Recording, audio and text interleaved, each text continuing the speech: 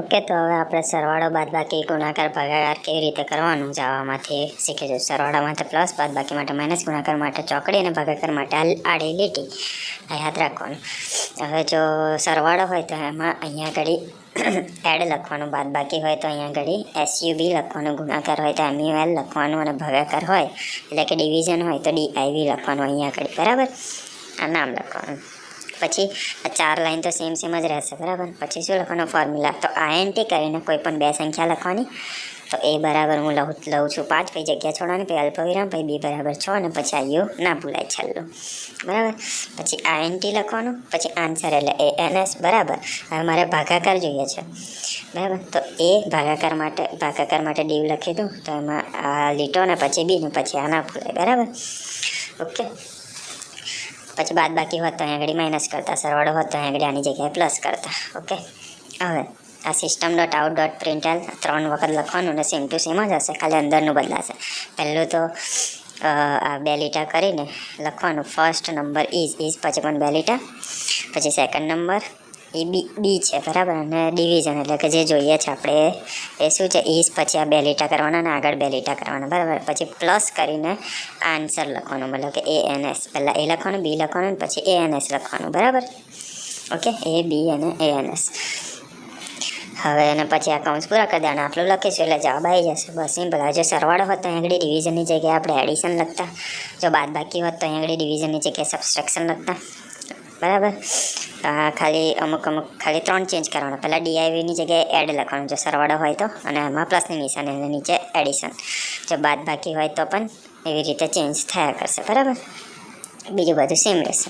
હવે આપણે પ્રોગ્રામ લખીએ તો પહેલી 4 લાઈન તો સેમની સેમ જ રહેશે. હવે મેં ગુણાકાર માટે લખું છું, તો પબ્લિક ક્લાસ માટે ગુણાકાર માટે શું લખવાનું, MUL લખવાનું.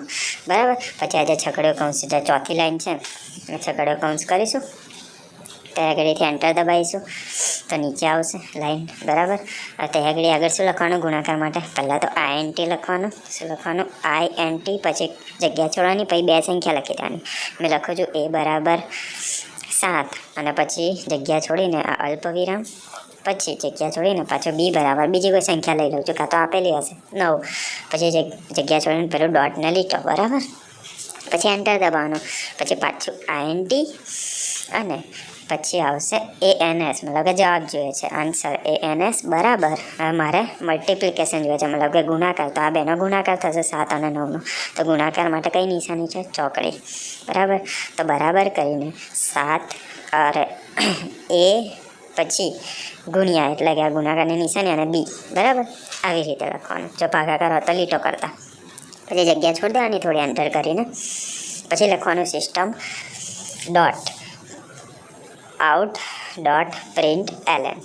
બરાબર, આવું 3 વાર લખવાનું. પછી કૌંસ કરીશું, પછી 2 લીટા. બરાબર છે, 2 લીટા ના ભૂલાય, બાકી જવાબ નહીં આવે. ઉપર 2 લીટા, પછી ફર્સ્ટ નંબર, પહેલો નંબર કયો છે એ લખવાનું. તો પહેલાં 2 લીટા, પછી ફર્સ્ટ નંબર ઇઝ પછી 2 લીટા પૂરા કરી દેવાના. ઓકે, ઇઝ પછી 2 લીટા પૂરા, પછી પહેલો નંબર શું લખે તો A, તો અહીં આગળ 2 લીટા પૂરા કરીને પ્લસની નિશાની કરવાની, પ્લસ પછી A લખવાનું અને કૌંસ પૂરો, અને પછી પેલું છેલ્લા જે બતાવીએ છીએ એ બતાવવાનું, પછી એન્ટર, પછી પાછું એવું ને એવું ઉપરવાળું લખવાનું. બરાબર, system.out.println.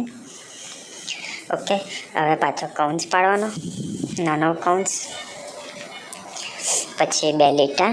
હવે સેકન્ડ નંબર, તો સેકન્ડ નંબર એટલે કે NO ઇઝ પછી 2 લીટા પૂરા. ઓકે, પછી બીજો નંબર શું લીધો છે આપણે B. બરાબર, તો પ્લસ કરીને બરાબર થઈ જાય છે, પણ પ્લસ લખવાનું, 2 લીટા પૂરા કરીને પ્લસ, બીજો નંબર શું તો B, કૌંસ પૂરો અને પછી પેલું ડોટ લીટો. બરાબર, પછી પાછું એન્ટર.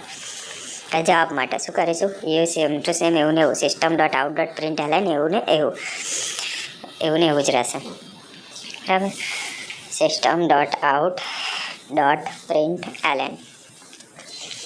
હવે કૌંસ પાડીશું, પછી 2 લીટા.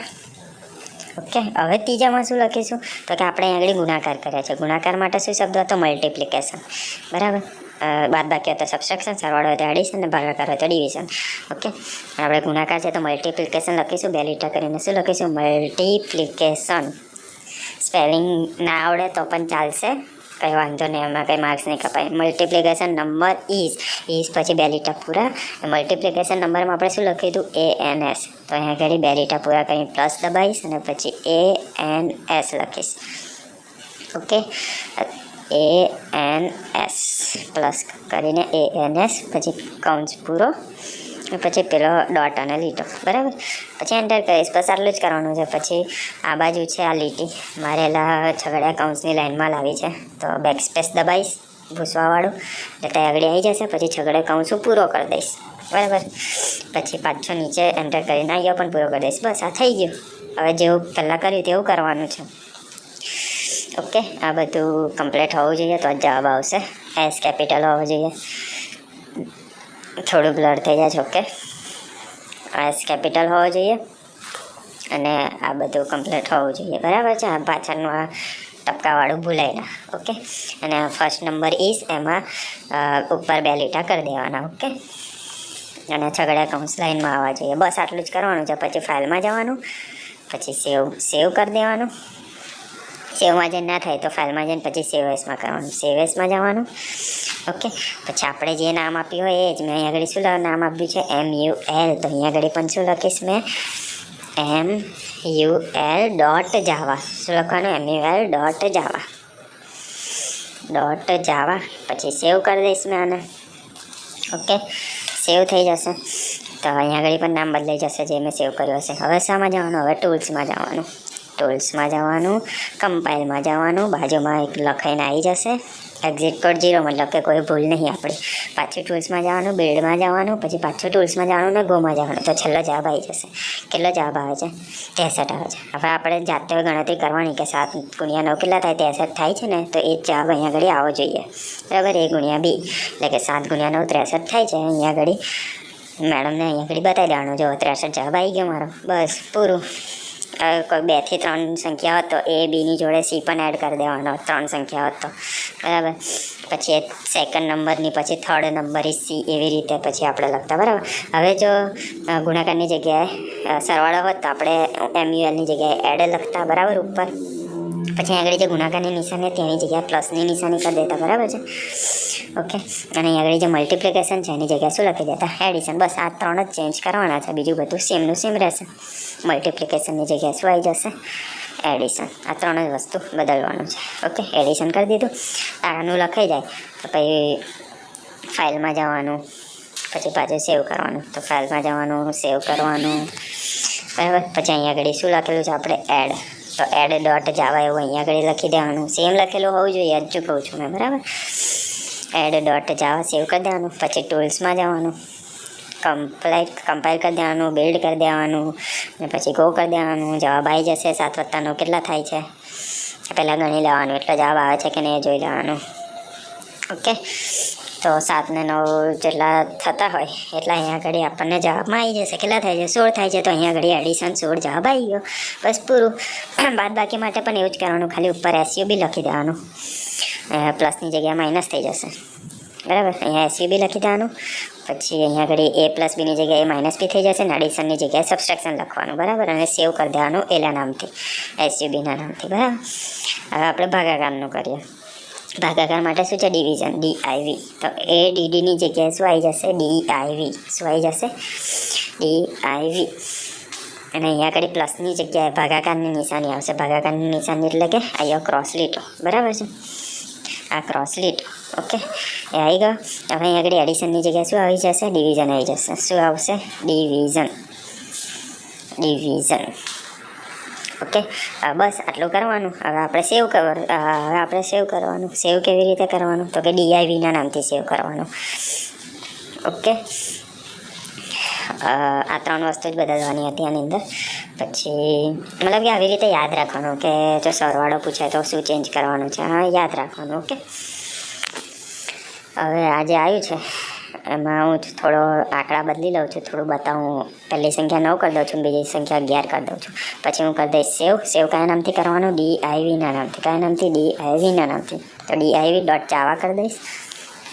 સેમ નામ રાખીશું તો જ થશે, ડોટ જાવા પણ લખવાનું. પછી ટૂલ્સમાં જવાનું, કમ્પાઇલમાં જવાનું, ટૂલ્સમાં જવાનું, બિલ્ડમાં જવાનું, પાછું ટૂલ્સમાં જવાનું અને ગો કરી દેવાનું. તો છેલ્લો જવાબ આવી જશે. એનો ગુણાકારનો કેટલો આવે છે, ડિવિઝન એટલે ભાગાકારનો કેટલો આવે છે, 0 આવે છે. હવે આમાં એક પ્રોબ્લેમ થઈ છે. હવે આમાં પોઈન્ટનો જવાબ નહીં આવે. જો 9/11 કરીશું તો આપણને પોઈન્ટમાં જવાબ મળશે, પણ આની અંદર આપણને પોઈન્ટમાં જવાબ નહીં મળે. પણ જો તમારે પોઈન્ટમાં જવાબ બતાવો હોય મેડમને તો શું કરવાનું, આ યાદ રાખવાનું. ખાલી ભાગાકારમાં શું કરવાનું, પોઈન્ટમાં જવાબ જોઈતો હોય તો જે આઈએનટી જે છે એની જગ્યાએ લખી દેવાનું ડબલ. શું લખવાનું, ડબલ. તો પોઈન્ટમાં જવાબ આપણને મળશે. તો આઈએનટીની જગ્યાએ લખી દઈશું ડબલ. નીચેનો જે આઈએનટી છે એમાં પણ લખી દઈશું ડબલ. શું લખી દઈશું, ડબલ. પછી થોડી જગ્યા છોડીશું એટલે જ્યાં સુધી બ્લુ ના આવે ત્યાં સુધી. ઓકે, બસ આ આપણે હવે સેવ કરેલું છે ડીઆઈવીના નામથી. તો પછી ટૂલ્સમાં કમ્પાઇલ, ટૂલ્સમાં બિલ્ડ અને ટૂલ્સમાં ગો કરી દેવાનું. જો હવે પોઈન્ટમાં જવાબ આવશે, ડિવિઝનનો જવાબ, ભાગાકારનો જવાબ જો પોઈન્ટમાં આવે 0.8181. હવે બતાવવાનો જવાબ. પહેલાંમાં એન્ટી લખ્યું હતું તો ભાગાકાર ખાલી પહેલો ડિજિટ આવતો હતો, પોઈન્ટની પહેલાંની સંખ્યા આવતી હતી એટલે કે 0, બરાબર. પણ જો આ એન્ટીની જગ્યાએ આપણે ડબલ લખીશું તો પોઈન્ટમાં જવાબ આવશે. ઓકે, તો આ વસ્તુ યાદ રાખવાની છે. ઓકે, આ તો સિમ્પલ જ છે, ખાલી લખીને આવ્યું સ્ટેપ ફોલો કરવાના છે. ઓકે, હવે જો 2/4 નહીં પણ જો 4/2 હોત, બરાબર, તો આપણને ભાગાકાર ખબર છે, જવાબ તો 2માં જ આવવાનો, તો પોઈન્ટમાં જવાબ નહીં આવવાનો. તો એમાં આપણે આઈએનટી યુઝ કરતા. પણ જો 2/4 હોત એટલે કે એનો જવાબ શું આવતો, 1/2 એટલે કે 0.5 જેટલો કંઈક આવતો, મતલબ કે પોઈન્ટમાં જવાબ આવતો. તો એમાં આપણે ડબલનો યુઝ કરતા, બરાબર. તો આ બેનો યુઝ આપણને ખબર હોવી જોઈએ. ઓકે, તો આવી રીતે કરવાનું છે. જવાબ અહીંથી બતાવવાનો છે, બસ સિમ્પલ, પૂરું આટલું જ કરવાનું.